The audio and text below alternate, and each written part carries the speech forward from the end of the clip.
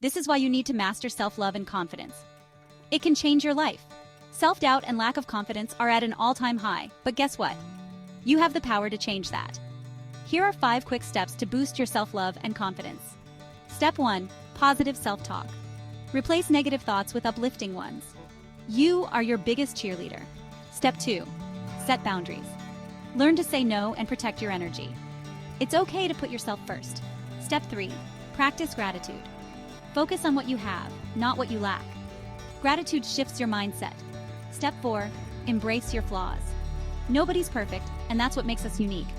Love yourself as you are. Step 5. Celebrate small wins. Every achievement, no matter how tiny, is a step forward. Give yourself credit.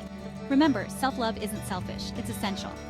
You deserve to live confidently and joyfully. Comment below how you practice self-love, and don't forget to subscribe for more motivation. You are worthy of love and confidence.